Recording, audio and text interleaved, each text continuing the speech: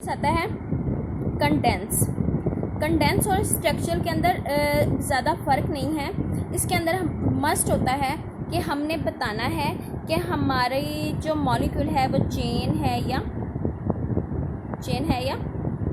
Branch, ठीक है, chain है कि ब्रांच फॉर्म है, ठीक है। अब हम आइसोब्यूटेन की एक और एग्जांपल भी ले सकते हैं। जैसे हम खोल के नहीं लिखेंगे, हम यहाँ पे लिखेंगे CH3, क्योंकि हमें पता है इस कार्बन के साथ 3 लगे हुए हैं हाइड्रोजन, CH2 एंड CH3, ठीक है।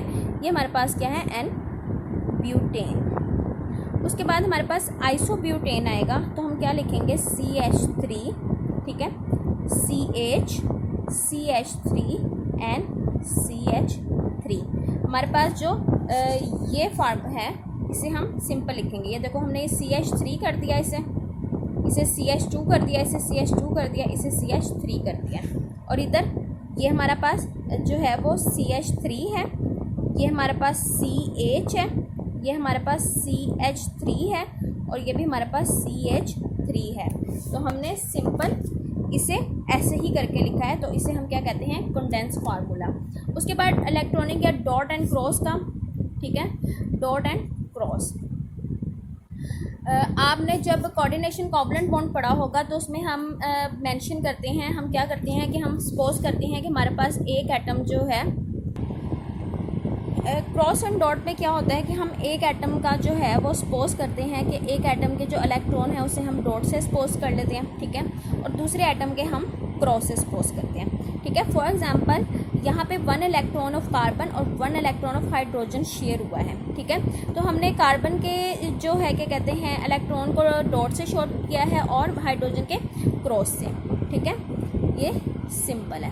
ब्यूटेनी की एग्जांपल है, यहाँ पे ये डॉट आ जाएगा और जो है वो उसके बाद आ जाएगा क्रॉस, और इस तरह ये चलता रहेगा, सिंपल। ओह सॉरी, हमने यानी कि डॉट एंड क्रॉस के साथ इसे मेंशन कर देना है।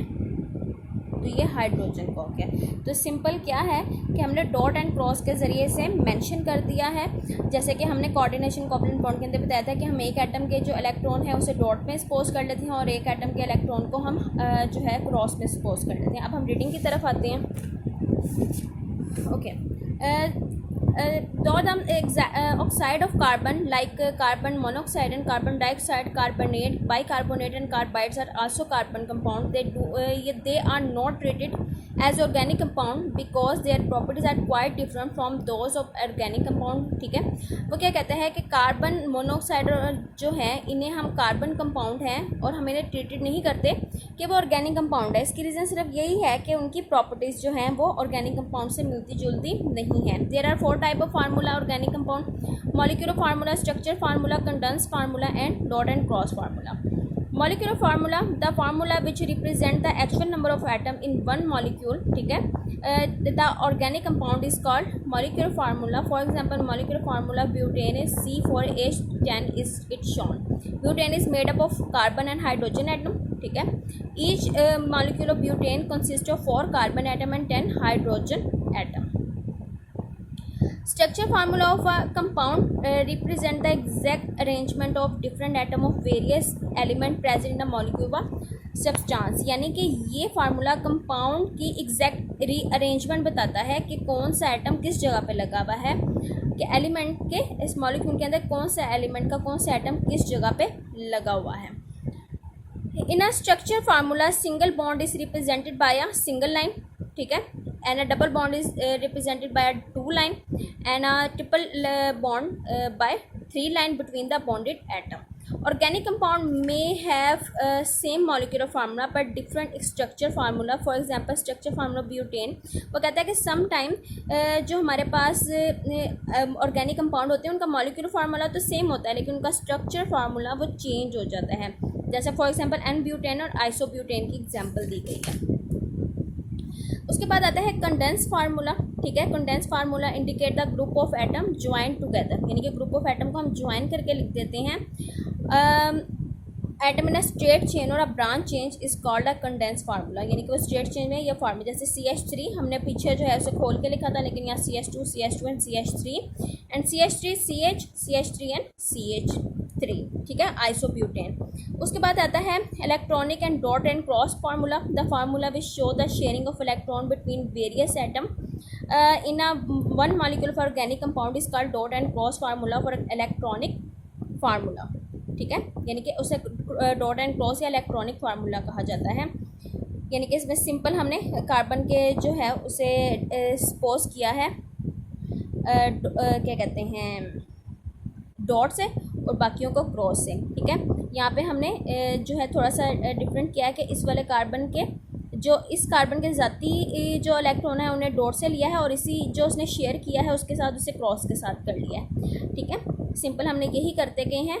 ये हमारे पास जो है वो प्रोपेन की एग्जांपल है और ये हमारे पास ब्यूटेन की एग्जांपल है। Molecular formula of organic compound, ठीक है, उसने यहाँ पे तीनों की समरी लिखी हुई है। Molecular formula represent actual number of atom of a molecule.